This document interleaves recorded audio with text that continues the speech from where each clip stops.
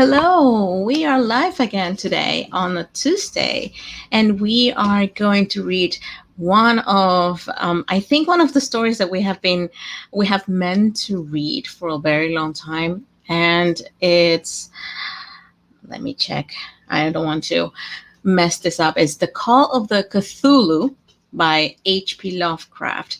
So this short story has three parts. So we're going to start with the first part. But before that, before getting into it, I'm just going to say hello to Nicholas. Hi, Nicholas. How are you doing? Hey, Pat. It's so great to be back here again. Thank you for having me.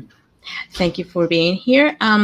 We are going to talk right now about a couple of things, a couple of facts that um, I have read about this specific story. And before that, I'm going to copy the link. I'm just going to post it here just to make sure that we have it. And the audience that will be watching this live stream, by the way, will be able to check it out as we will start reading this. So, first of all, I wanted to talk about this short story.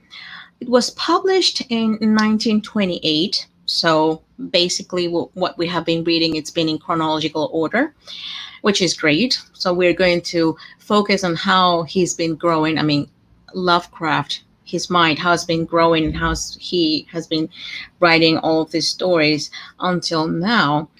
And obviously, after this story, other writers created something called the Myths of Cthulhu, and it was based on the stories that were written by Lovecraft from 1921 until 1935. So that will be something that we can also try and read it later on, but that's something that goes in the future. Apart from that, this short story have been have been created into a game that was called also The Call of Cthulhu, that was published in 1981. And there is a newer one that have came in 1998. It is also mentioned in one of the World of Warcraft games, which is it is being called as a character in this game called Cthulhu, which is a mythological god in this game, referring to Cthulhu. Another interesting fact that I have from this short story is that there are more than 30 artists that have written music from the Cthulhu short story. And I can mention several names such as Metallica, Tom Smith, Deathmau 5, Iron Maiden, Morbid Angel, Cradle of Filth, and much more bands and singers that have had all of this inspiration from Cthulhu. So those are my facts. I don't know if Nicholas have something else to mention about this lovely short story. Yeah, for sure. Like Pat talked about some of the the specific influences, and I think this is great. Thank you so much, guys, if you've been listening to this series. But even if you're just jumping into this first video, this might be the one that you want to know a little bit about Lovecraft. Even if you've never heard of Lovecraft or read any of his work, you've probably heard of Cthulhu or seen some sort of influences in the culture. It really changed the face of horror. And a lot of times when people are thinking of horror, they're thinking of a Lovecraftian style of horror. And she mentioned some of the influences and how other authors love to write in that mythos, and they love to parody Lovecraft's work. And if you've played Dungeons and Dragons and you know the Illithids, those are based off of this Cthulhu idea. We see it all over in culture. And something else that I think really changed some things in fiction, or at least I see it coming from Lovecraft more from anywhere else, are these ideas of insanity or corruption. And we see rules like that in the game called Call of Cthulhu, but also in other works that are sort of trying to draw off that a little bit, like the Book of Vile Darkness from Dungeons and Dragons 3.5. I think that was really influenced And 3.5 again has something called the Necronomicon, which is again an invention by Lovecraft. So I just want to say you've probably heard of Cthulhu, even if you've never read Lovecraft. So jump in, enjoy this story with us. We have the link; it's in the public domain, so you can go read it yourself, or you can listen to us reading it. I guess that's it. Oh, last note: you may have a very pet way of saying these names. Something like Tulu, you might say, "Oh, that's not how you say it." And I just want to point out, these are words that are not meant to be spoken by human beings. And so there really is no right or wrong way to say it. And I hope you have some patience with our various pronunciations.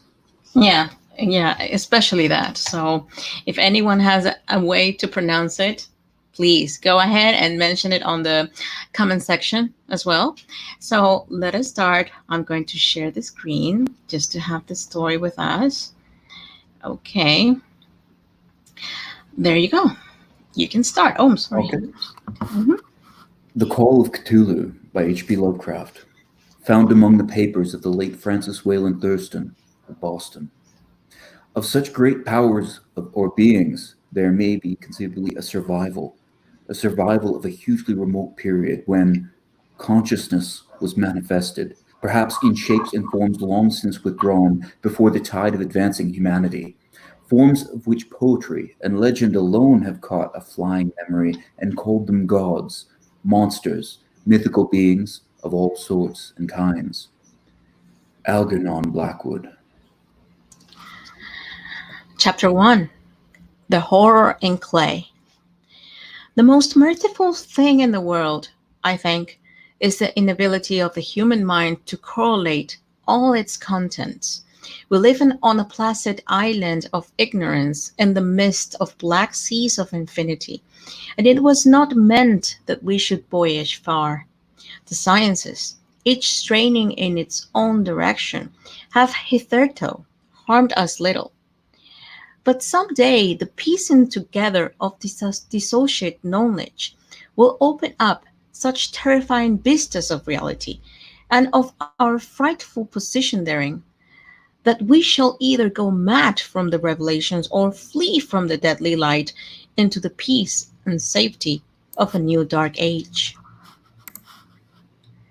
Theosophists have guessed at the awesome grandeur of the cosmic cycle wherein our world and human race form transient incidents. They have hinted at strange survivals in terms which would freeze the blood if not masked by a bland optimism. But it is not from them that there came the single glimpse of forbidden aeons which chills me when I think of it and maddens me when I dream of it.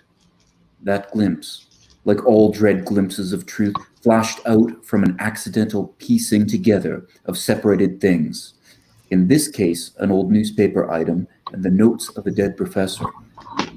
I hope that no one else will accomplish this piecing out. Certainly, if I live, I shall never knowingly supply a link in so hideous a chain.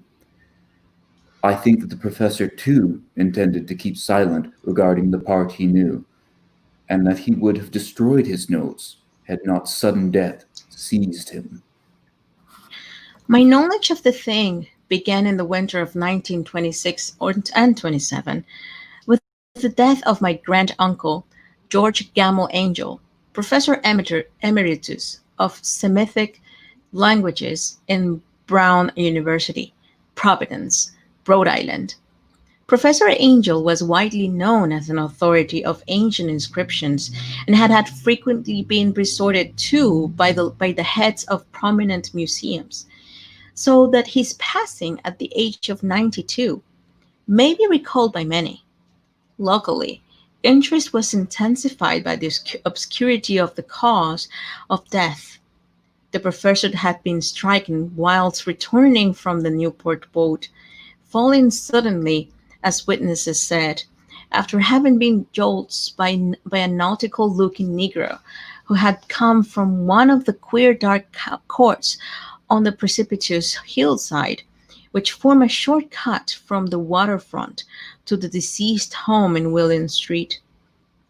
Physicians were unable to find any visible disorder, but concluded after perplexed debate that some obscure lesion of the heart, induced by a brisk ascent of so steep a hill by so elderly a man, was responsible for the end. At the time I saw no reason to dissent from this dictum, but latterly I am inclined to wonder, and more than wonder. As my granduncle's heir and executor, for he died a childless widower, I was expected to go over his papers with some thoroughness, and for that purpose moved his entire set of files and boxes to my quarters in Boston. Much of the material which I correlated will be later published by the American Archaeological Society, but there was one box which I found exceedingly puzzling, and which I felt much averse from shewing to other eyes. It had been locked, and I did not find the key till it occurred to me to examine the personal ring which the professor carried always in his pocket. Then indeed I succeeded in opening it, but when I did, so seemed only to be confronted by a greater and more closely locked barrier. For what could be the meaning of the queer clay bas relief, of the disjointed jottings, ramblings, and cuttings which I found? Had my uncle, in his latter years, become credulous of some superficial impostures? I resolved to search out the eccentric sculptor responsible for this apparent disturbance of an old man's peace of mind.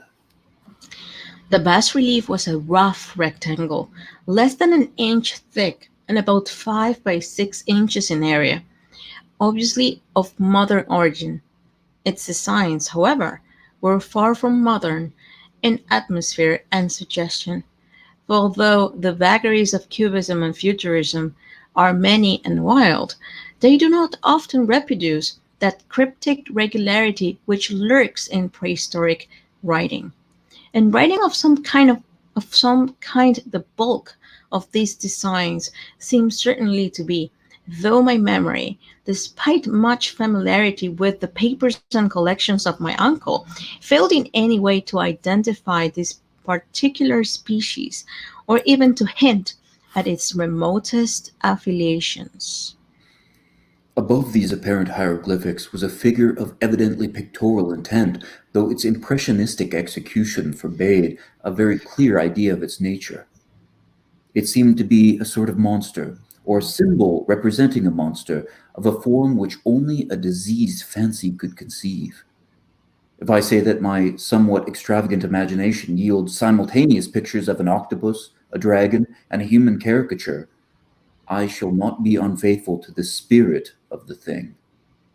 A pulpy, tentacled head surmounted a grotesque and scaly body with rudimentary wings, but it was the general outline of the whole which made it most shockingly frightful. Behind the figure was a vague suggestion of a cyclopean architectural background. The writing accompanying this oddity was, aside from a stack of press cuttings, in Professor Angel's most recent hand, and made no pretense to literary style. What seemed to be the main document was headed Cthulhu Cult, in characters painstakingly printed to avoid the erroneous reading of a word so unheard of.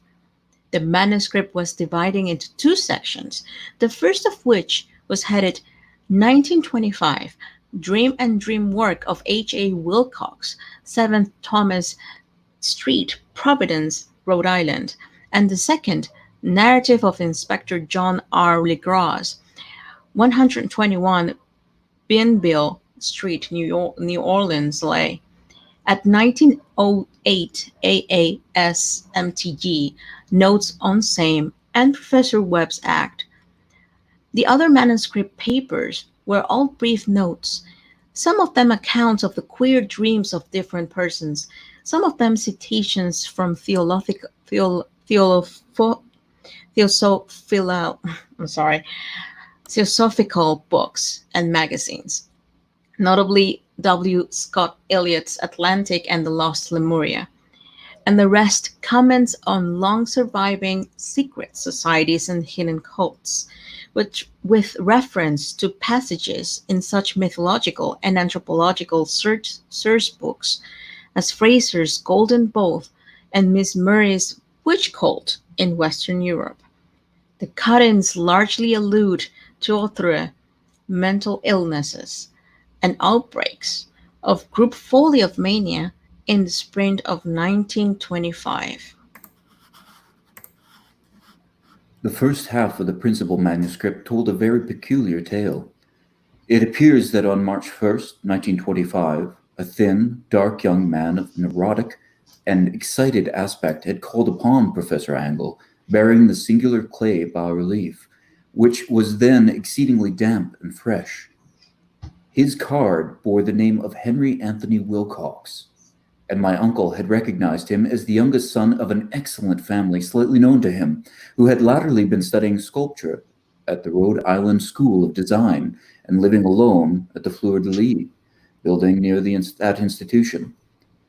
Wilcox was a precocious youth of known genius but great eccentricity, and had from childhood excited attention through the strange stories and odd dreams he was in the habit of relating. He called himself psychically hypersensitive, but the staid folk of the ancient commercial city dismissed him as merely queer. Never mingling much with his kind, he had dropped gradually from social visibility and was now known only to a small group of aesthetes from other towns. Even the Providence Art Club, anxious to preserve its conservatism, had found him quite hopeless. On the occasion of the visit, ran the professor's manuscript.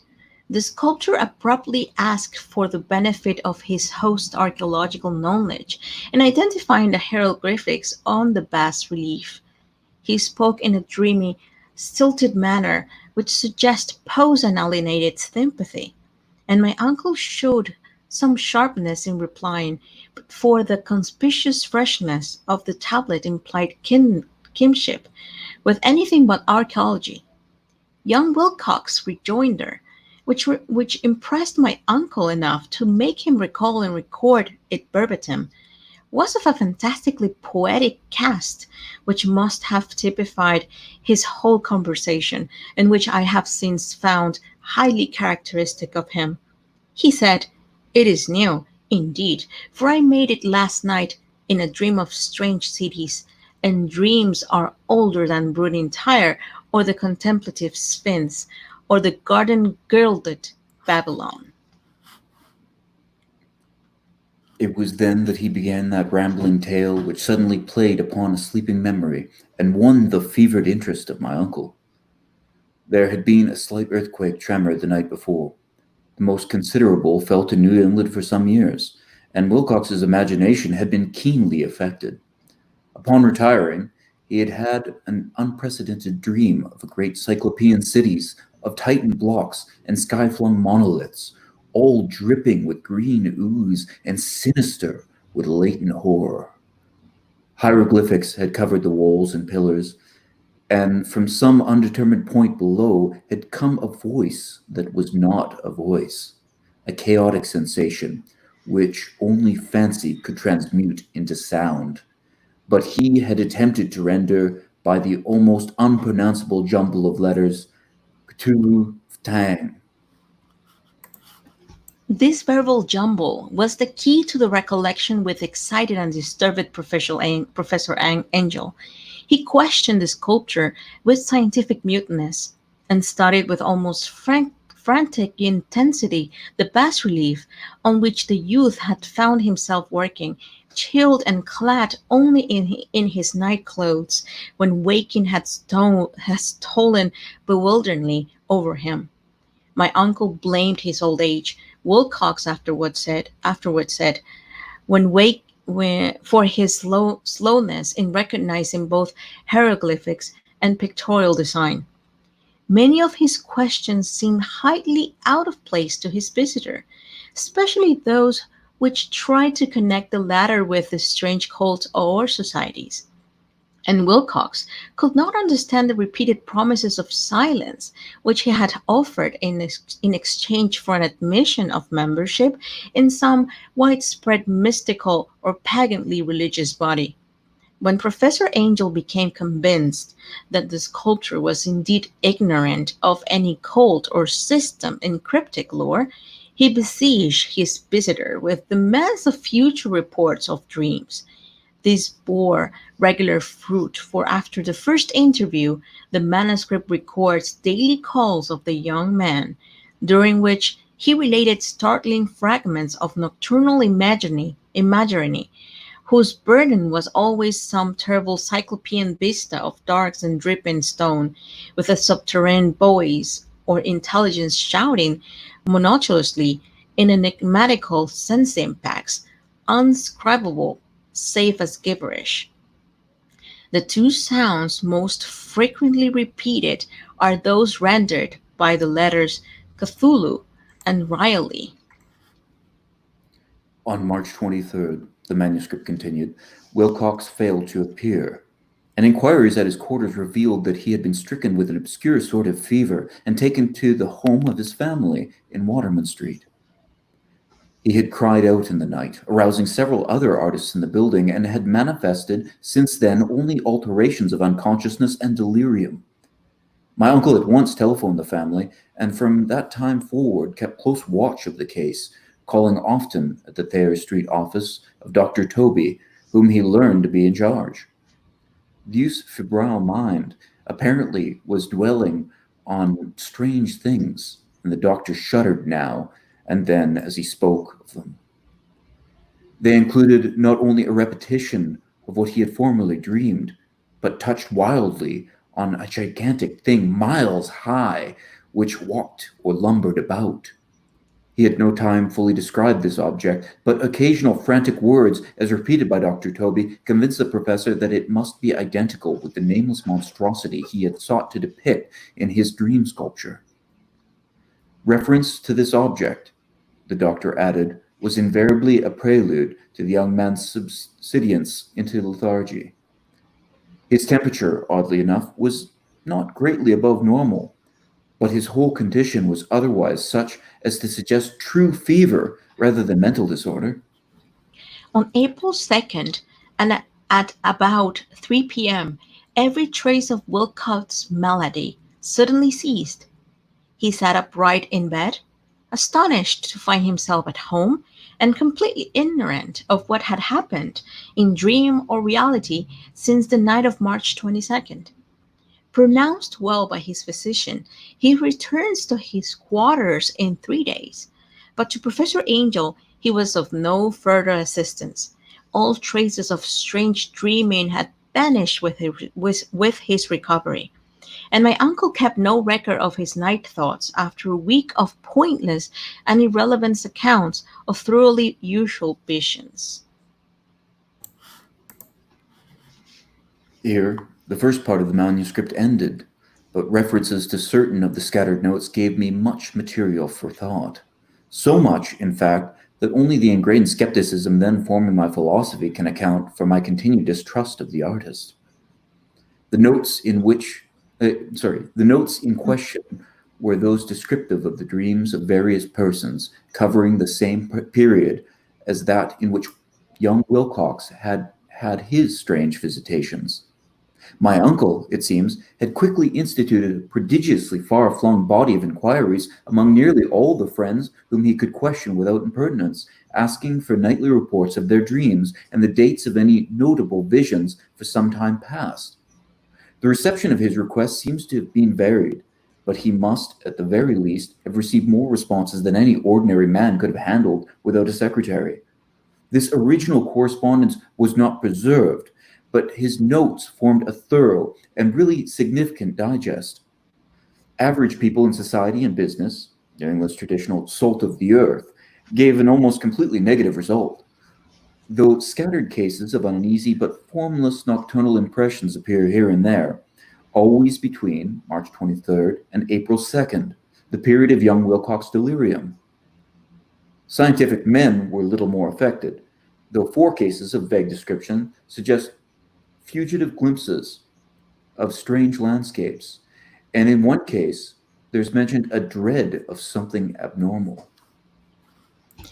It was from the artists and poets that the pertinent answers came, and I know the panic will have broken loose had they been able to compare notes.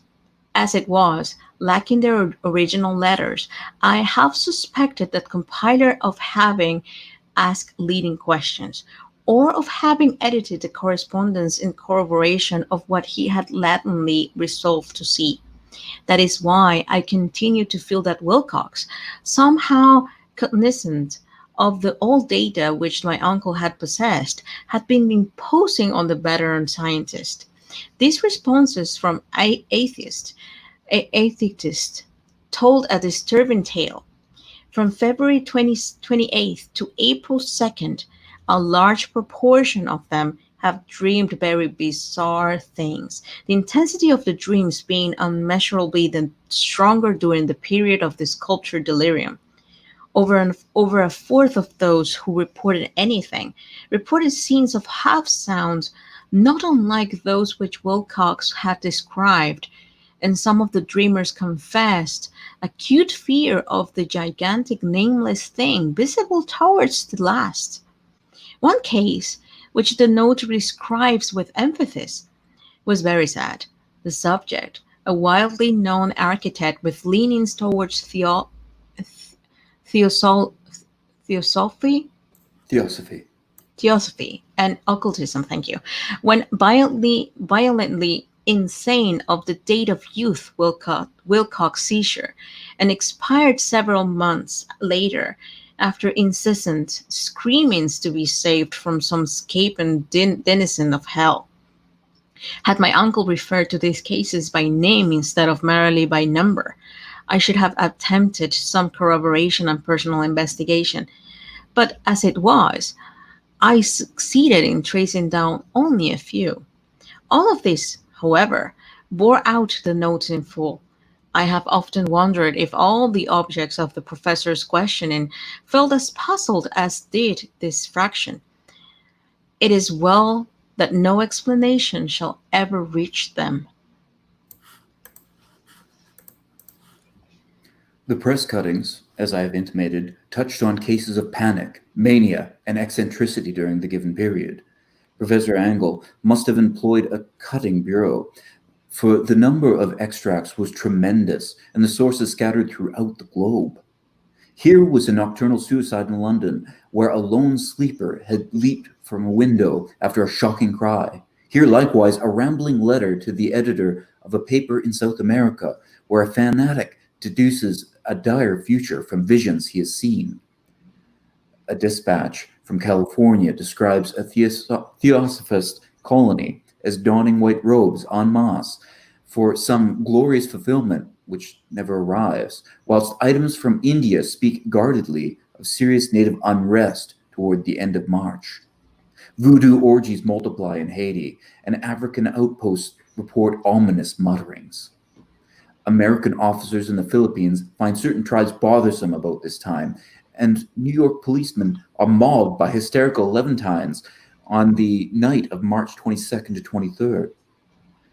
The west of Ireland, too, is full of wild rumor and legendary, and a fantastic painter named Ardu Bonneau hangs a blasphemous dream landscape in the Paris Spring Salon of 1926. And so numerous are the recorded troubles in insane asylums that only a miracle can have stopped the medical fraternity from noting strange parallelisms of drawing mystified conclusions. A weird bunch of cuttings, all told. And I can at this date scarcely envisage the callous rationalism with which I set them aside.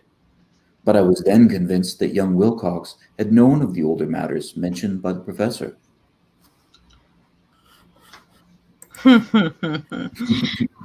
Wow. That was a story. Well, for me, it was a little bit more of a different type of story that we have been used to, by the way. Just to read the first part when he was explaining the thing. That was really, Yeah, that was he's really really getting strange. into descriptive thing. Like he does say nameless, but that's about it. He everywhere else he's telling us what to think, and he's also telling us we can't really imagine it. It's sort of this combination of things, but he has gotten a lot closer to telling us what he's talking about. Exactly. I don't know how to feel about that, to be honest. I don't know if I should feel better that he's explaining something to us, or just feel like I already have the picture in my mind. So it's something that we're having now with the normal stories that we're reading or the movies that we're watching.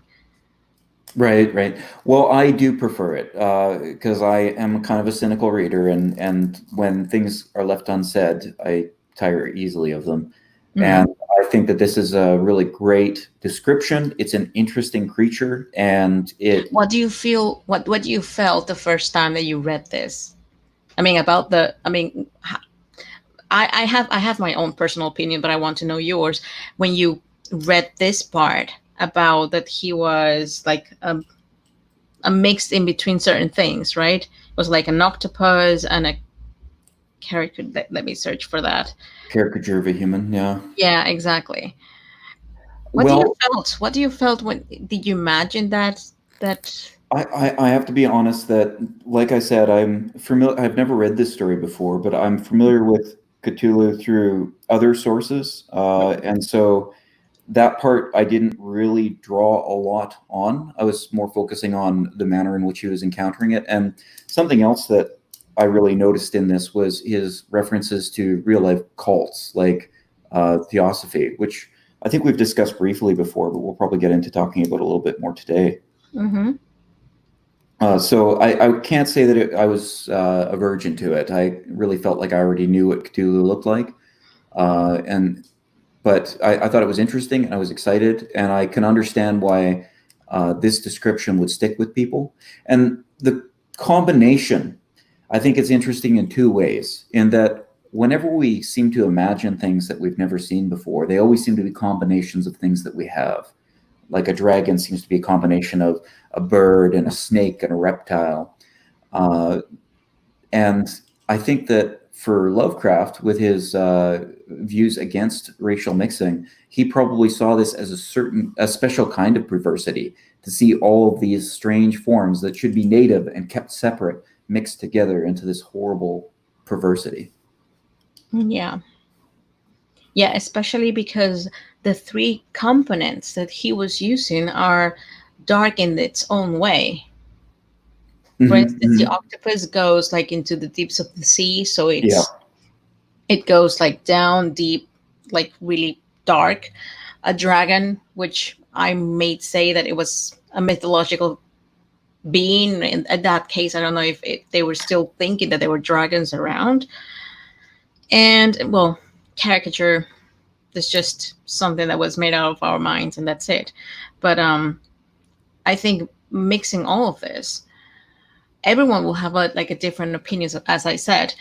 Um, and in talking about mine, I actually didn't have like enough time to think because I have checked, and that's I know I'm guilty of it, but I have checked different thumbnails on YouTube, and I have seen, and also I posted the thumbnail of this live stream, and I saw the picture that someone already did, right. so I already have the image in my mind. So it's not that scary anymore.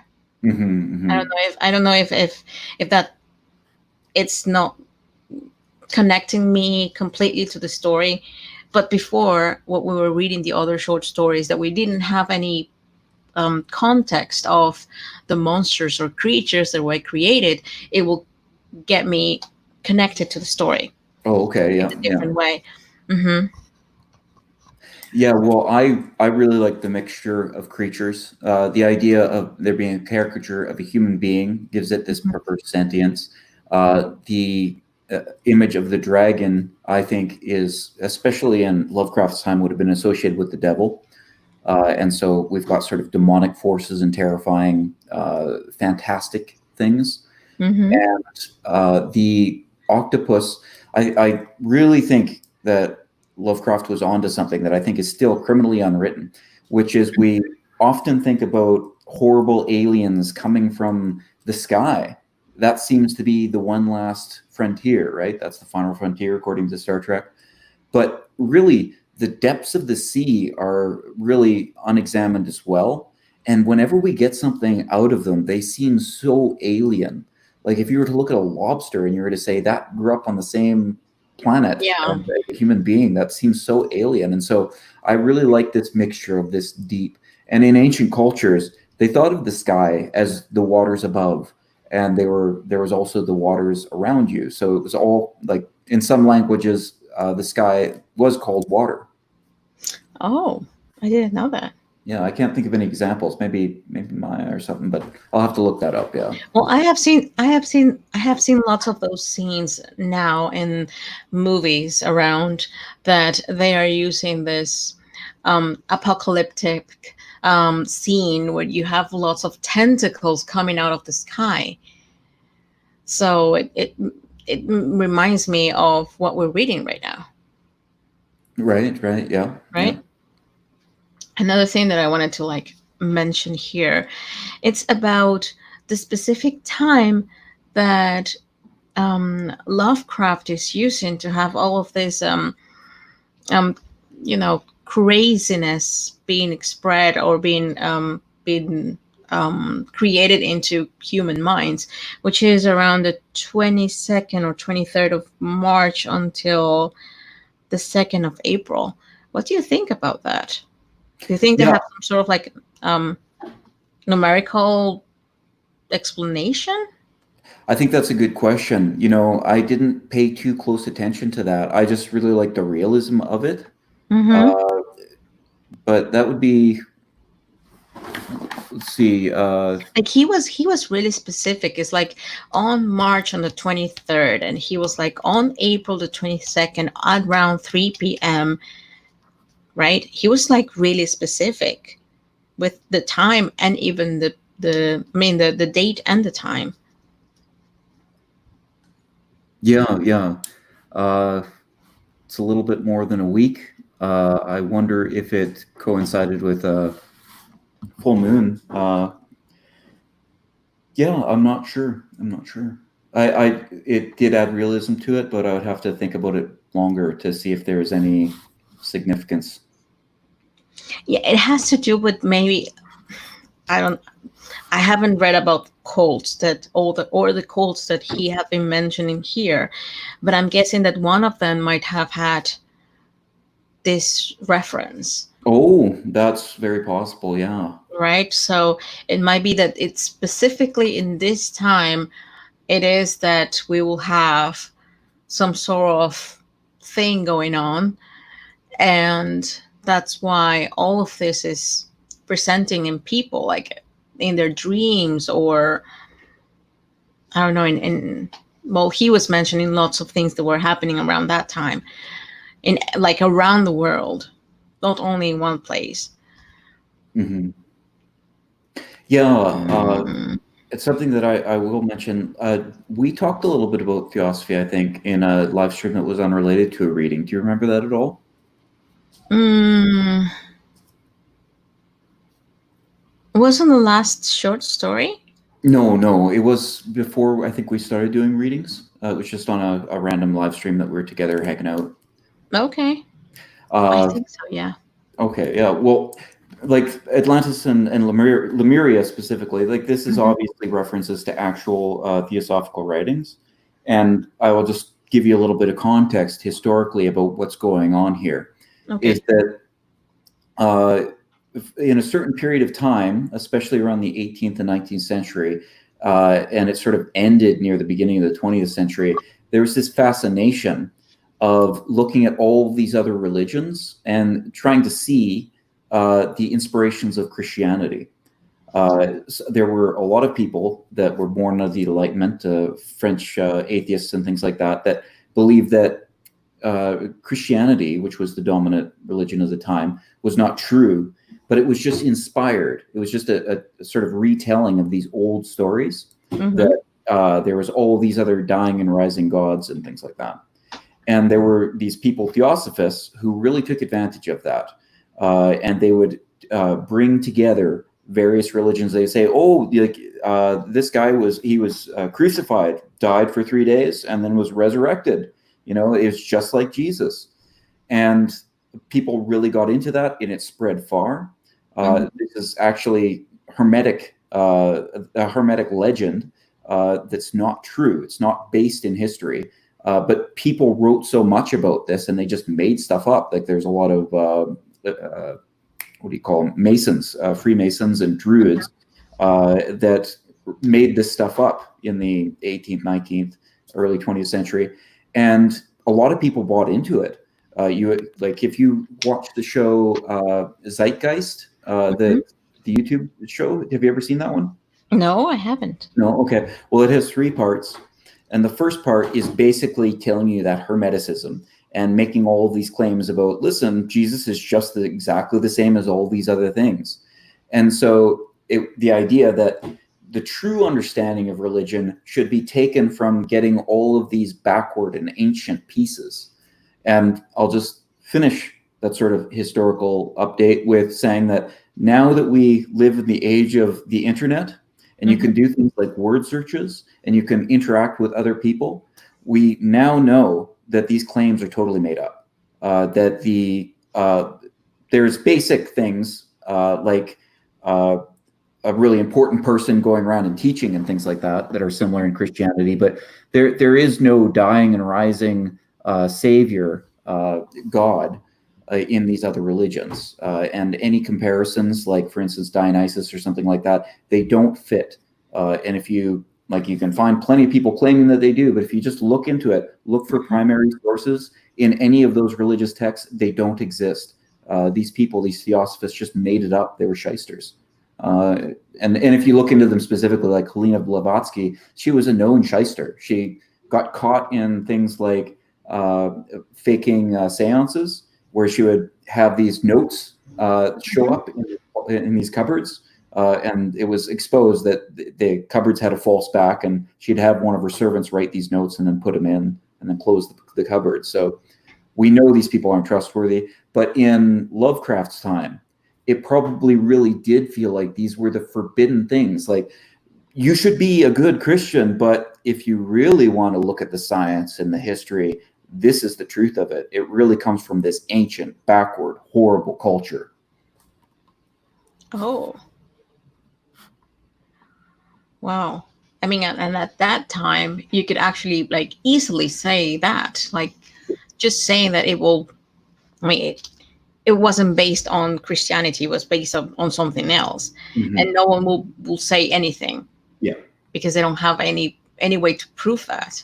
Exactly. If you're not doing the research yourself, and sometimes these things are in other languages. I mean, I don't think that you will have lots of manuscripts close to you, right?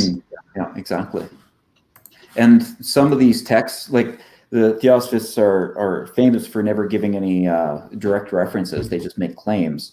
And some of these texts, there's something like 1 million words in the Bhagavad Gita, and so back then you claim that something is written in there, and you're like, oh, okay, well, I guess I just haven't found it yet. Nowadays we have it all online. We can search and be like, no. Well, part yes and part no, because there will be lots of fake things. So that's right. Yeah. But what I mean is looking at the primary sources. Yeah, you will not find these things. And the same thing is true for Zecharia Sitchin. Zecharia Sitchin would have probably gotten away with it if he had lived 100 years earlier. Yeah. Okay, so what else can we search from this story? What do you think on how the story went through? I really like it. I in really general. I think it's great to have all of these sort of pieces. And he does this really great thing. He's done it in a lot of times. He hints at how people can ask leading questions and consciously and unconsciously order things to a certain perspective.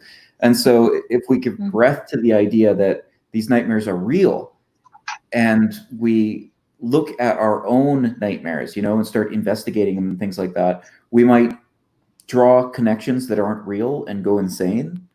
Or perhaps our nightmares are real and other people are having them too, and they have this objective significance, but we just don't know this because we haven't researched them. And so this two things that he's had in every single story, which is, maybe I'm crazy, or maybe this is real. I really like Exactly. that together.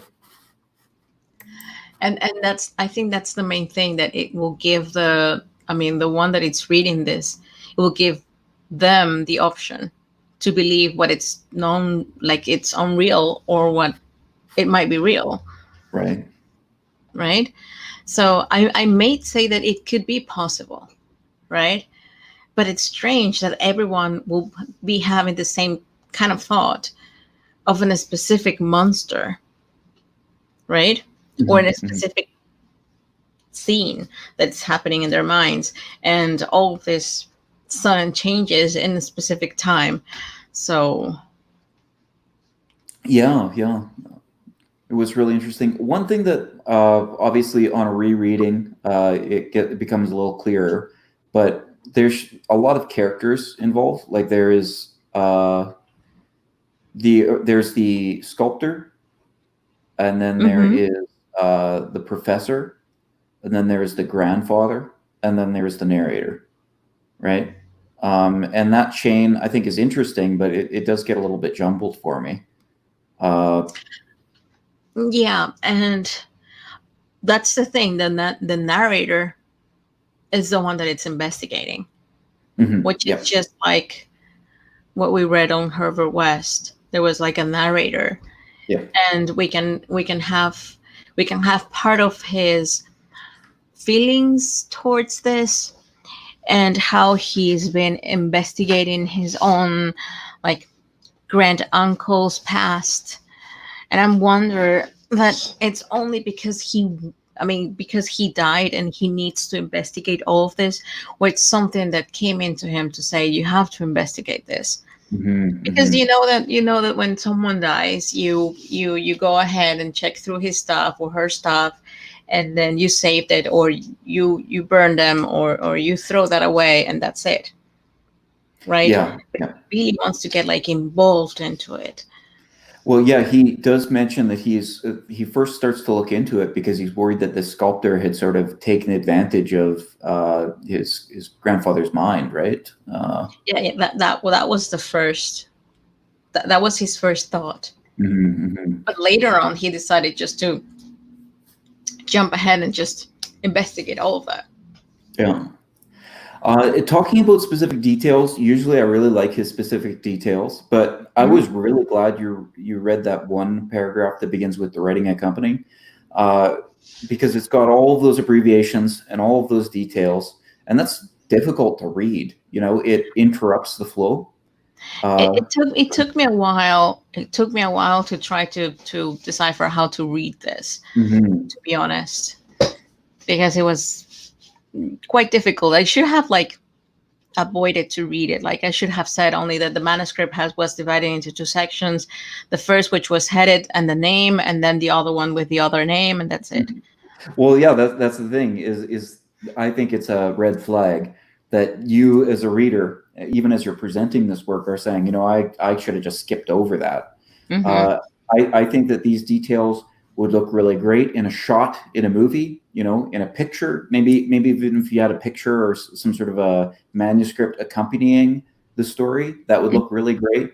But in the middle of the story here, it interrupts the flow, in my opinion. And it's great that he's adding all of these details, but this was a bit too much for me.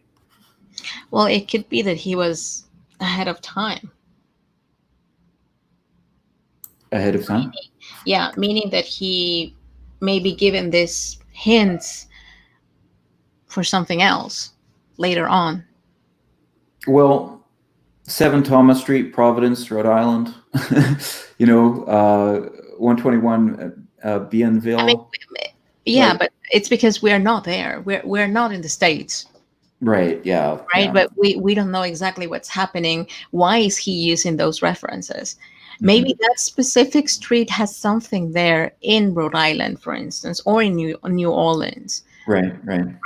We don't know. There might be something. That's why he's relating that to the story.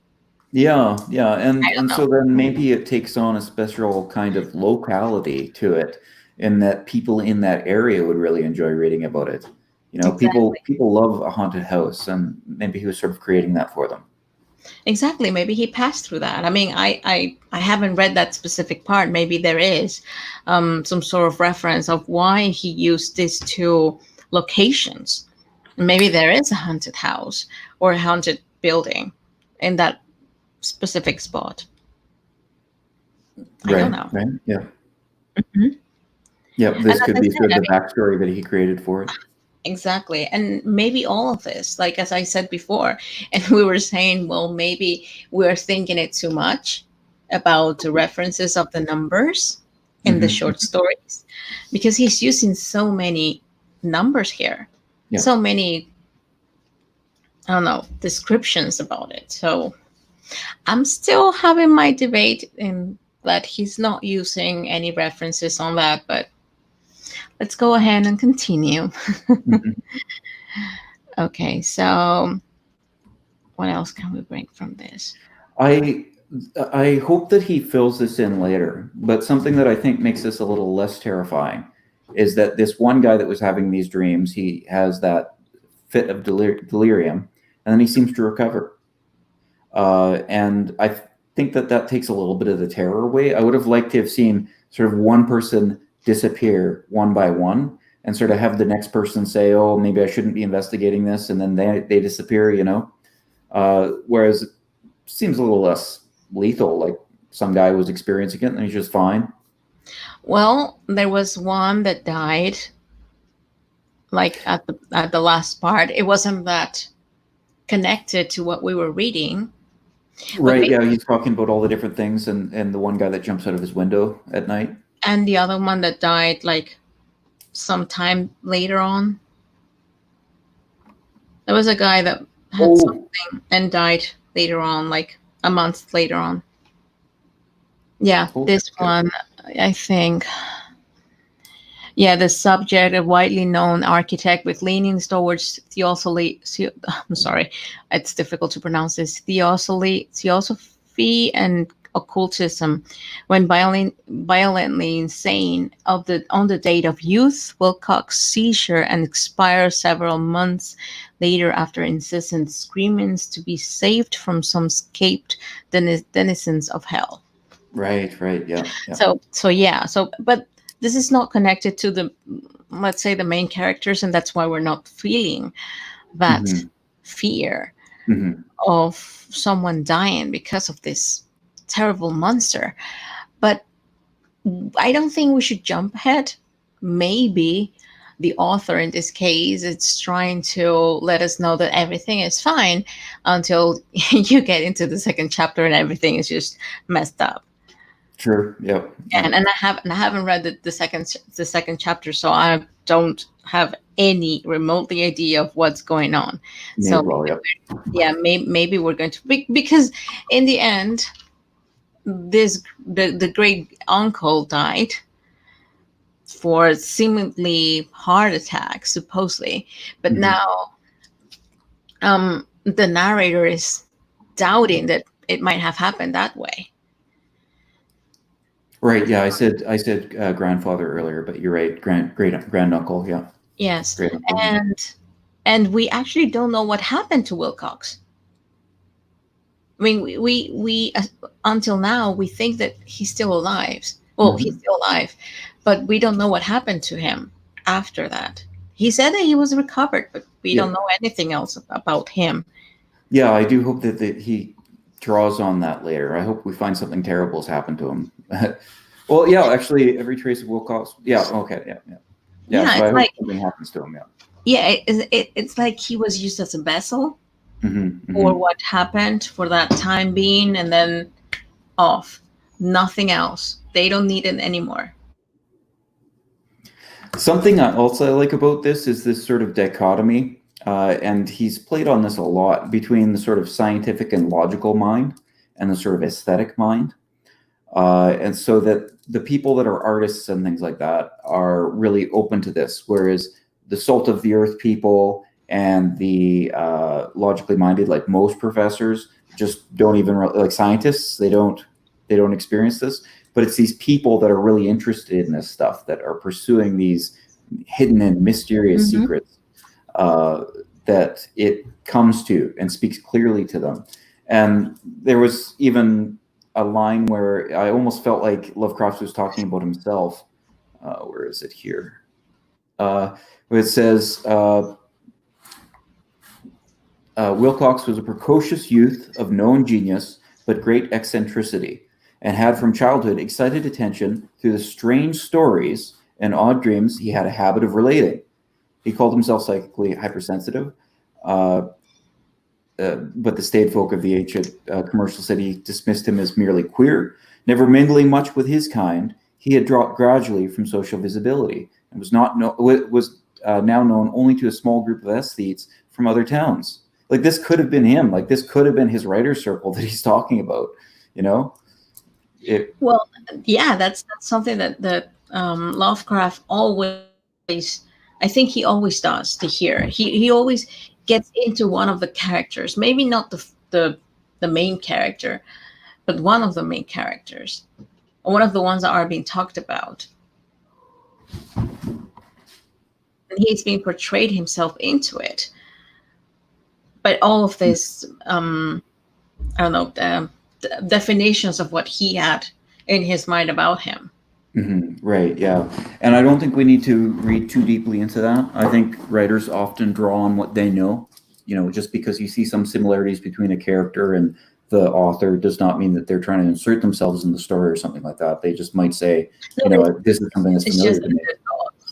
Yeah. Exactly. It's just that their thoughts, but you can still feel the presence of the author with that, because you know how he is thinking at that moment, or his beliefs at that moment, and that's why you can definitely feel connected. So why do you think this story has inspired so many people? Like, Lovecraft wasn't very well known in his time. But so many people love this. It still influences culture today. I can't think of anything else like that. But Poe would be the guy before that, right? Mm-hmm. Yeah. Maybe this first chapter doesn't say much. So I will definitely answer that when we are at the third chapter, because there might be something because if you ask me, this first chapter was only like just to recognize what's going on. Mm-hmm, mm-hmm. I mean, I have been presented by I have the creature in front of me.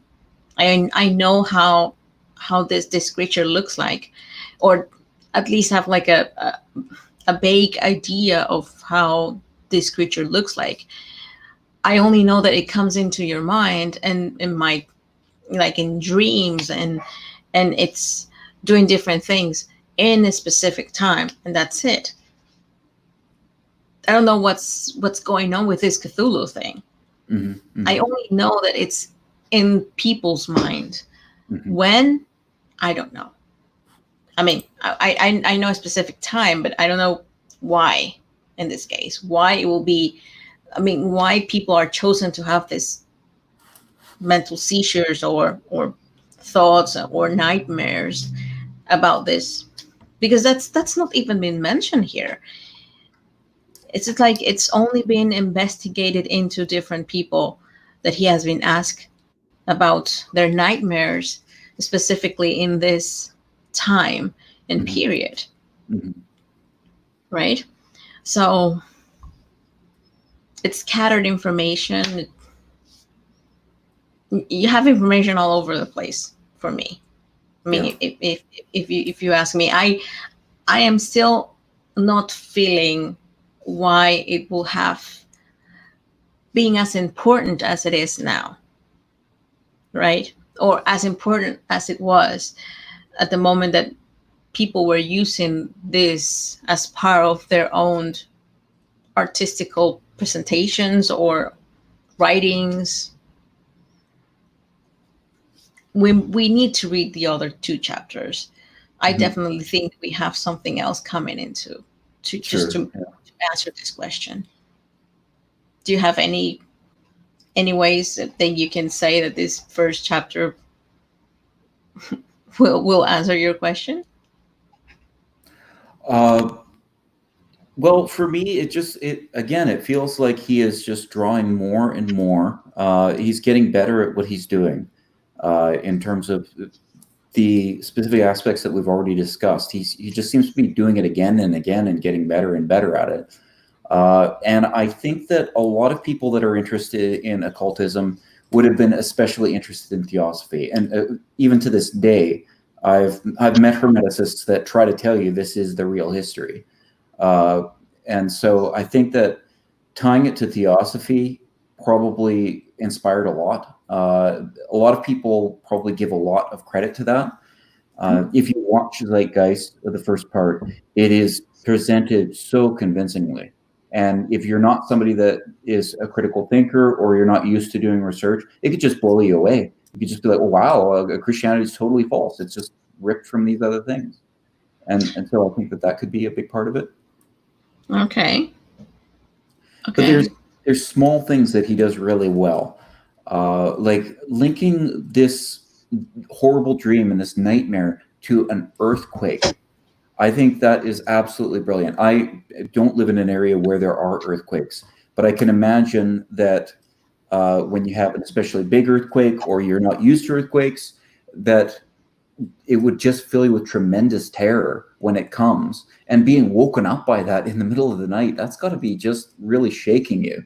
And the idea that it could be linked to this ancient, unknown force that is terrible and evil and drives people mad, I think it is really brilliant. Like I would like to see a horror story linked to a thunderstorm like that as well. I think an earthquake might be more powerful, but I've seen in children and animals the terror that a thunderstorm can bring. You know. Mm-hmm. I wonder if the games that have been made from this short story are presenting this as part of the story. Like maybe presenting parts of the story as of its own story inside the game.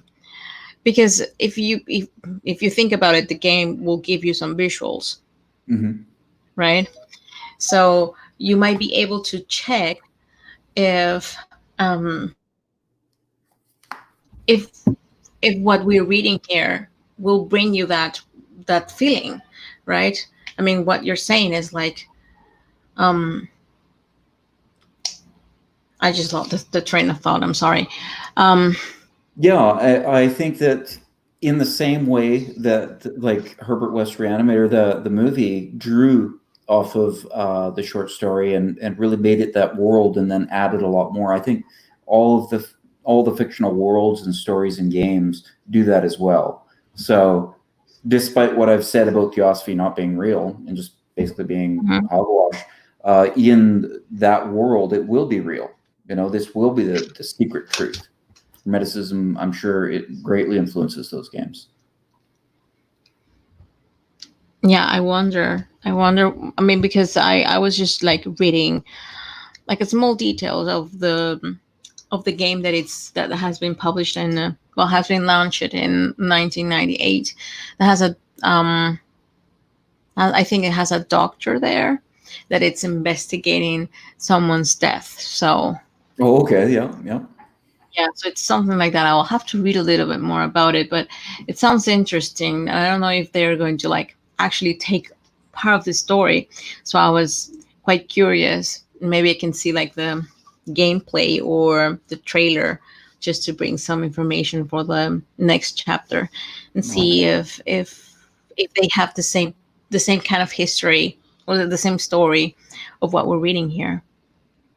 Yeah, and I've gamed for years. Like I played Dungeons and Dragons for decades, and I can tell you that not all men are the same and not all women are the same. But in general, I have found that women and men have been more interested in fantasy backgrounds and adventure and combat, and women have been more interested in horror and mystery and detective work and these themes, these Lovecraftian themes. Why do you think that might be? If you assume that what I'm saying is true, that generally women seem to like more horror and mystery, and men seem to like fantasy and adventure. Can you think of why that might be? That's a really good question, to be honest. I mean, I am into horror stories and horror movies and all of that. But I think it's because of the adrenaline rush that will give you, right? Yeah. As for men, it will be like action movies or action stories, right? Or Mhm. talking about war and stuff like that. But for us, I think it's like, I don't know, I don't think that will go for all women, because I have talked for several friends of mine that are not into horror stories. They don't like them. Uh-huh. They simply don't understand why people are so fascinated by horror stories or this kind of thing. Hmm. But I think most of it is for the adrenaline rush, because we as women are used to be delicate, right? Just we're used to doing different things at home and different things at work, and having our own like way of behaving in front of people, and having our own etiquette. But I think still a taboo saying that, oh, women just love horror stories, and we just enjoy having some adrenaline rush just by watching someone coming out of the screen, or thinking that someone is going to come and scare us, like ghosts and stuff like that, right? So Hmm. I would Yeah, just say that it's adrenaline rush. sure. Yeah, yeah. And it's not always true, but yeah, I know that. Like when I've had girlfriends, I love watching horror movies with them. I love being the strong guy that they jump and they grab. Exactly. Yeah. Yeah, yeah, yeah, yeah, yeah. So I think that's why, maybe that's why women love the horror stories, because they want to have a guy to jump to after they are getting scared. I can guess. I can guess that will be the best thing to do. I think. But for me, it's just the adrenaline rush. For me, it will be just adrenaline rush, just to see something like that will bump your heart and will make you feel alive. Yeah. Mhm. So because I had done some research, when we started doing Lovecraft, I did a little bit of research on Lovecraft because I'd never researched him before, and I wanted to know and be able to say interesting things about him. And so I must admit that although I have not read the story, I had heard parts of this first part, and I think I know the very, very end. So I'm not going to ruin that for you, but I just want to give that away and point that out, that I may know how this story ends. Okay. Don't say it. Darth Vader is his father. I'm sorry.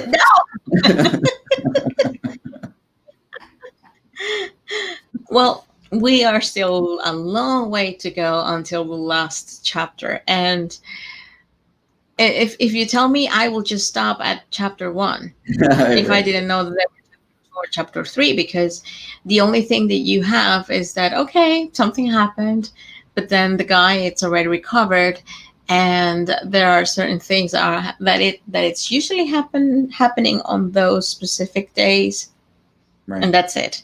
Right? That's the only thing that we have. I mean, there isn't, at least for me right now, there isn't any connection to the second chapter. So Sure. it's like, okay, I can stay on the first chapter. So far, how do you like these sort of longer chapters? It's not split up like Herbert West, especially, but um, this is longer, and this seems to be his trend, is that he's getting into longer parts. Yeah, but I think it's because he tries to explain a little bit better, instead of what he was doing on like the his first short, that he wasn't explaining too much, but he was trying to condense everything into one or two paragraphs. So remember that I think it was From Beyond, or it was, I no, I think it was Herbert West, when he was trying to do a summary of what he said on the last 2 or 3 chapters on one paragraph. So everything Right. Yep. inserting there, and we're just like reading one and after another. It's like it was too much. We have everything condensed into one paragraph. Okay. So you I was prefer used this? to that, by the way. Okay, yeah, but you're saying that it was too much and that you prefer this No, format no, to the previous one, or? I was saying that it's too much, but in here it's like a most, it's more peaceful way of reading it, Mhm, mhm. because everything is just coming, is coming to you in a different way. It's just easy to digest. Right. Then the other one was just like coming like one like to the front. It was just like, it was just a blow directly into your head with all of this information. I mean, those are two different ways of getting information, which I don't feel that I could say that I will prefer one of them, right? I think it depends on the story. I think for Herbert West was the greatest. I mean, that was a really good way to present that short story, even though Lovecraft didn't like it. And for this one, I still need to read the second chapter, but maybe it's because of all of this profound information and I don't know, historical content that Lovecraft want to show, that it's the best way to say it, like in a peaceful way, or in a certain kind of pace, right? And Mhm, not saying it completely and directly into the vein, but just softly into mhm, different paragraphs. That's mhm. what I feel. One thing that I think would be interesting is that for a younger audience, like if you're going to tell bedtime stories or something like that, I think Herbert West would be a lot better, and that it's shorter and it gives you that sort of uh, that summary at the beginning of each one. And that leads me to a question.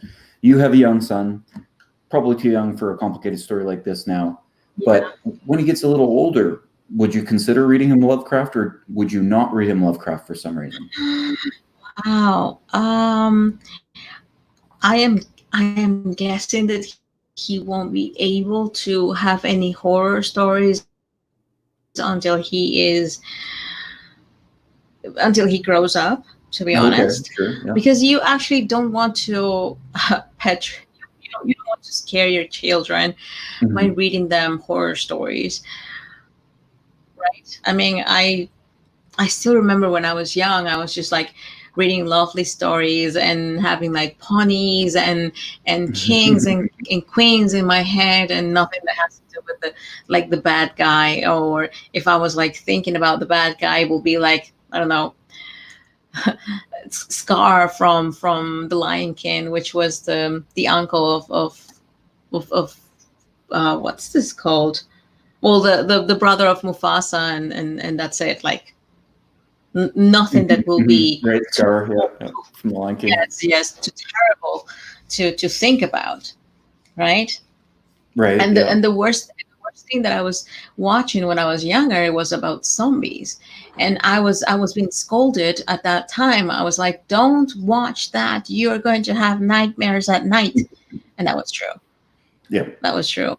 So, but now, if I think about it, those are the best dreams, when I'm dreaming about zombies and horror things. Those are the To be best ones. honest, That's yes. I mean, interesting. I love that kind of like dreams. For me, are dreams, not nightmares. Dreams. Yeah, well, I grew up in my mother's home, and she fit the stereotype in that she really liked horror films and things. And I grew up enjoying them as well. But I can say that in some ways, I think they traumatized me a little bit. Eh, Exactly. You don't want to have that in yeah. your child. In fact, I can still remember a couple experiences that I had when I was about 5 or 6, and one when I was 8. When I was 8, I remember seeing Return of the Living Dead, or I think that's what it Mhm. was called. Um, and there's just this one scene where they've got really great practical effects, and there's Mhm. this zombie that's just in pieces, and they're talking to it, and she's like basically like a head and sort of a bit of a spinal column and things like that, and they're talking to her, and she's like, like it hurts, and that traumatized me. And I also Okay. remember a couple ghost stories that I just absolutely loved when I was a kid, but they scared me. And if you want, I could take 5 minutes and tell you one of those ghost stories that I was told when I was a kid. You may have heard them before. Would you like to hear them? Yeah, sure. Okay. So the one that okay, I'll tell you this one because I think less people have probably heard them. So there's a family, a mother, a father, and a couple children, and they're driving out to a friend's farm, and then they're coming back late at night, and it gets really dark. The stars out, and just as they're driving under a tree, then the car stops. And it's no longer working. And so the father gets out, he tries to get the car started again, and he can't. And the kids are getting really scared because it's dark, and this is an unfamiliar place. And the tree has these branches that just look like fingers reaching out at them, right? And they're swinging in the wind. And it's just terrifying them. And the father wants to just wait the night out, and they'll go get help in the morning when there's light. He doesn't want to get lost. But the mother encourages him to go because the children are just so frightened, and she doesn't want them to have nightmares. And so he wanders off. And the children actually relax a little bit with the mother, and then they'll fall asleep for a bit. But then they're woken up. They hear this sound, this scratching against the roof of the car. And they say, "Mom, what is that?" And she says, oh, no, don't worry. That's just the branches of the tree rubbing up against the car. And so she calms them. She tells them a little lullaby. They go back to sleep, and then later they wake up again. They hear that sound again. Until in the morning, they finally get out. The father has never returned. And they look outside, and the tree has the father hanging, and his feet are just dragging against the top of the car. And I was told that when I was 5 or 6. I loved it, and it traumatized me. I will definitely be similar stories to that too.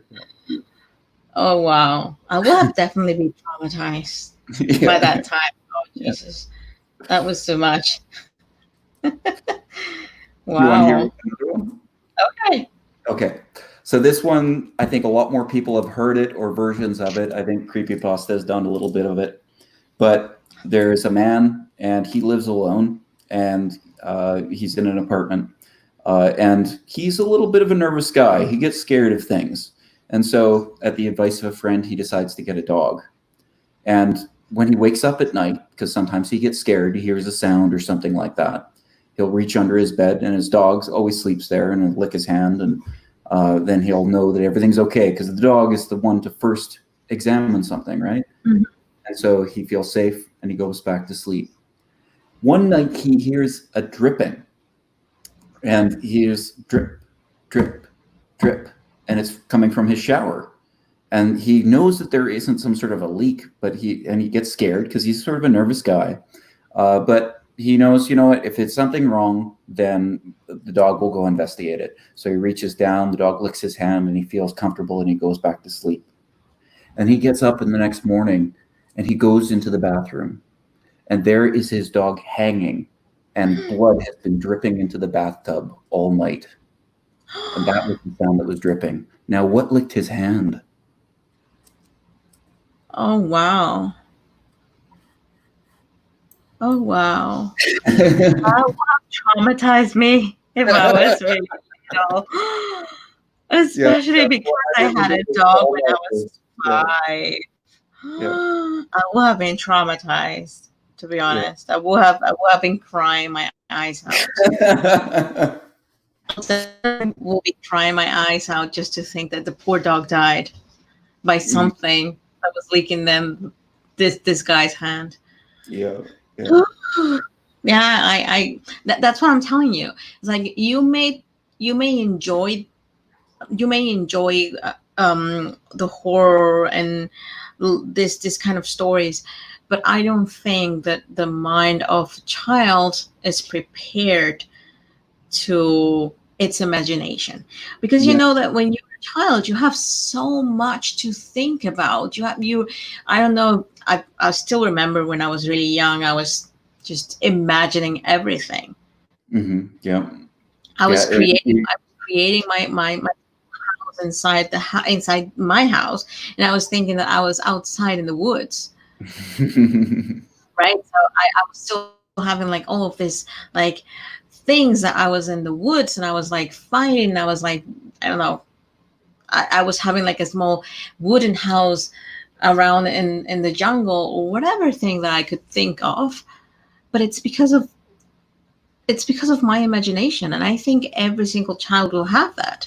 Yeah. And if you give them that, I mean, that horror story to think about, imagine this poor kid having having that as a dream. My Yeah. God. I don't know if it's because of the story, but I, like many children, had a rule that after you turned off the lights, you had to jump to your bed. You couldn't walk to your bed because something under your bed might get you, and you couldn't have your feet hanging over the edge of the bed or your hand or anything like that. You had to be and never reach under the bed when it's dark. Mm-hmm. And so that's something I've thought about a lot because I really did enjoy those stories when I was a child, but I think that you make good points and that you're really fueling terror in the child. Yeah, exactly. So I think they are not prepared for that. I mean, if you ask me, I think they need to be slowly prepared to that kind of thing. Right? And there are definitely different opinions about that, and I think that you're right. Some people would say that you don't want to overprotect your child, that you do want to expose them to things and they'll get a tough skin. But I'm reminded of a reading from the Hagakure, which is it's talking about raising samurai children, and it specifically gives the advice: don't frighten your children, or they will grow up to be cowards. Exactly. Exactly. You want them to be ferocious, you want them to be strong, but if you are already telling them the horrors that are around, even though they're not real, right? You are going to scare them from the very beginning instead of building all of this courage. And then when they understand everything, they will be able to process this better. Yeah, I think there's something to that. Yeah. Yeah. I mean, for instance, when I was really young, my great grandmother died. And obviously, I was like 9 or 8 years old. And that hit me so hard that and at that night, I had different nightmares. Oh, yeah. I was dreaming that I was with her, that I could talk to her. I also dreamed that I was falling, like the typical that you are on your bed, and then there was 1 second that you feel that you're falling down. Yeah. And I felt that like 3 or 4 times. I couldn't even sleep that night, I remember. Oh, gosh. Right, but it was only because I saw a dead body at that early age. Okay. Yeah, she looked like she was just falling asleep. Really old woman that was on like in her coffin, and at that same day they opened like a studio that my great grandfather had, that she had locked down for everyone until she passed. So they had all of these lovely pictures of them, because I obviously I never met my grandfather, my great grandfather. Okay. He died in an earlier age, I think, like 30 something or 40 something, because of cancer, I think. Yeah, and my great my great grandmother decided to close everything because she didn't want to like um I'm guessing that she doesn't want to like see him, because she didn't want to remember him, Okay. because she was going to be like really sad. And all of these memories, when I got into this room and saw her, and everything just shocked me. That's why I don't, for instance, if you ask me, I wouldn't even think to bring my child to a funeral at that age. Yeah.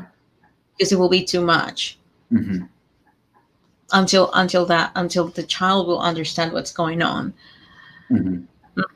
No. Well, those are my thoughts, to be honest. Yeah, that makes sense. Yeah. Yeah, yeah, but well, I think that will be it. I don't know if we have something else to mention about the story. Well, sort of half related to the story is that you had these dreams and you had this anxiety the night that your great grandmother died. Do you? It's actually quite common for people to have dreams of the dead the night that they die, or around that time, and there's various explanations for that. Do you think there's any truth to that, or do you think that's just something that the mind does? I think it's something that the mind does because it's a shock Mm-hmm. that your perception of things changed when someone is not going to be there anymore, right? Sure. Yeah. So you, you as a person or as a like someone that is trying just to fill the spaces around in your day, you're never going to think that your relative is going to die at that same moment, Mm-hmm. or you're not prepared, especially when you're not prepared, to be honest. What When do you, someone is not prepared that relative is going to die, then that's a shock, and I think that's why the mind can play tricks on you. Sure. What do you think about the stories that I've heard? And I don't know how common these are, but people claim they're common, where someone doesn't even know that their relative has died, and then they dream about them that night.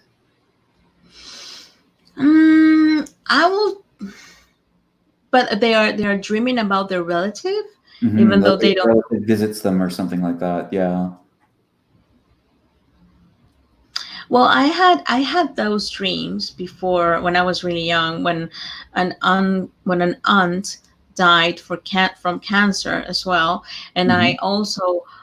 I also dreamt of her after she passed. Did you know she had passed? Yeah, of course, Okay. but at first, I mean, the first dreams that I had from her, no, I Oh, okay. didn't. Yeah. So that's So exactly that situation. You've experienced it. yeah, yeah, but you still know well, I don't know if the experiment or the investigations were surrounded by people that knew that the relatives were not feeling very well, Mm-hmm. right? But you still have this like hinge, or like you um it's like you know, because it's your relative, that something is wrong, right? I don't know if I could actually explain that.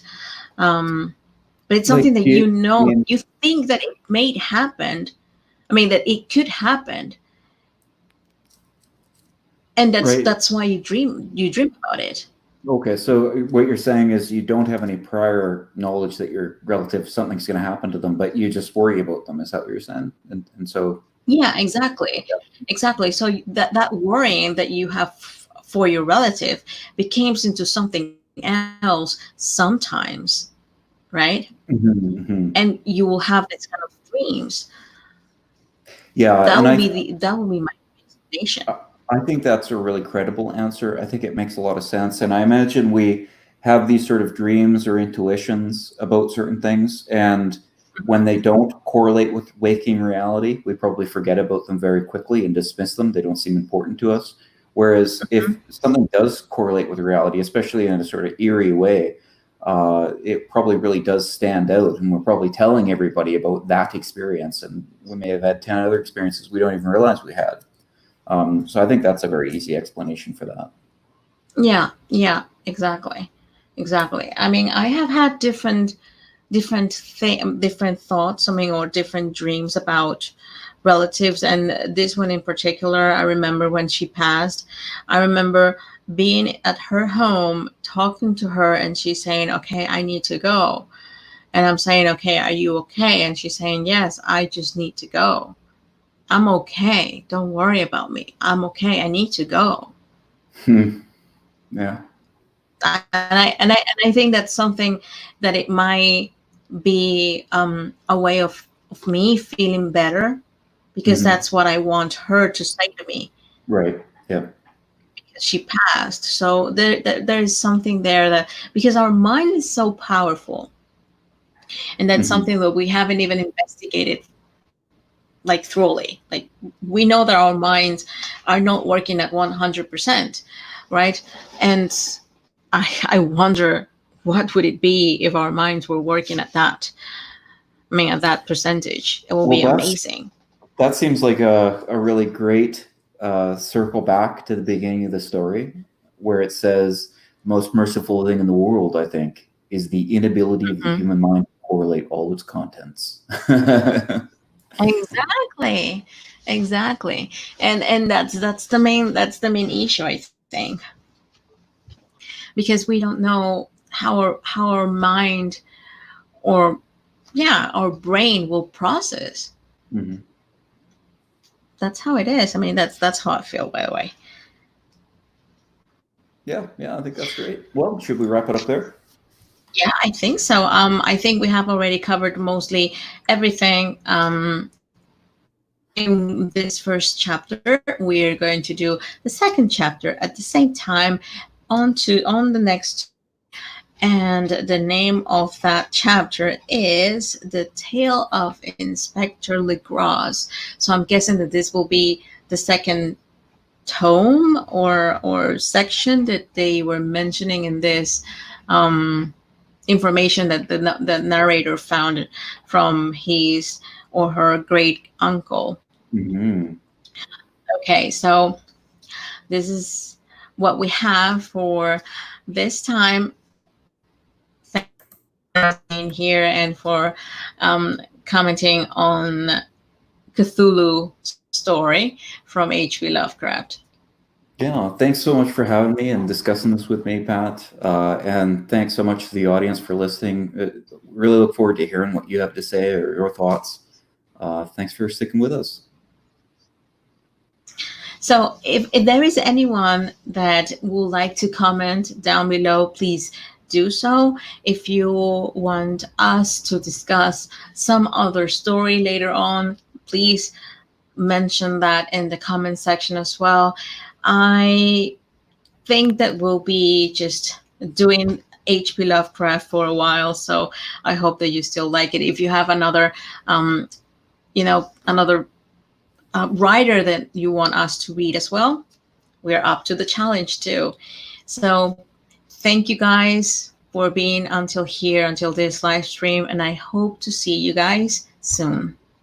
And if you want to prove you're one of the hardcore people that watched it right to the end, put the word tentacle in your comment, and we'll know. That will be great.